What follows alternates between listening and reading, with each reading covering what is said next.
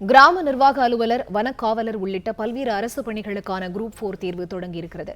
இது தொடர்பான கூடுதல் விவரங்களை தருகிறார் எமது செய்தியாளர் பாண்டியராஜன். அவரிடம் பேசலாம். வணக்கம் பாண்டியராஜன், விவரங்களை பதிவு செய்யுங்க.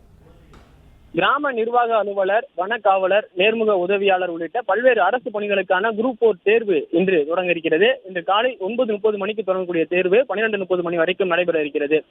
குறிப்பாக தமிழகம் முழுவதும் இருந்து 20,37,101 பேர் இந்த தேர்வு எழுதுவதற்காக விண்ணப்பித்திருக்கிறார்கள்.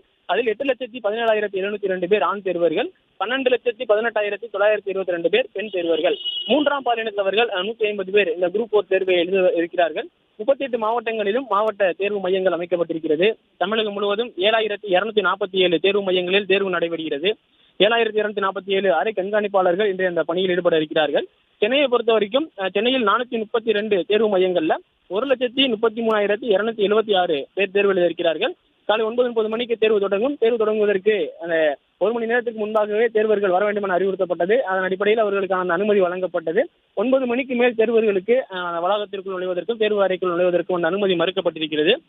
தேர்வர்கள் காலை 8:30 மணியிலிருந்து அனுமதிக்கப்பட்டிருக்கக்கூடிய நிலையில தற்போது 9:30 அவர்களுக்கான வினாத்தாள் வழங்கப்படும். அவர்களுடைய ஹால் டிக்கெட் மற்றும் ஏதேனும் அடையாள அட்டையை அவர்களுக்கு உள்ளே காண்பித்து அதன் பிறகாக அவர்களுடைய சரிபார்ப்பு நடைபெறும். அதன் பிறகு அவர்களுக்கான வினாத்தாள் வழங்கப்பட்டு தேர்வு தொடங்கும். 100 மதிப்பெண்களுக்கு தமிழ் எலிஜிபிலிட்டி, தமிழ் தகுதி தேர்வு அதில் எழுத வேண்டும். அதன் பிறகாக 75 மதிப்பெண்களுக்கு அவர்களுக்கான அந்த பொது அறிவு மற்றும் பாடப்பகுதிகளில் இருந்தான அவர்களுக்கான வினாக்கள் கேட்கப்படும்.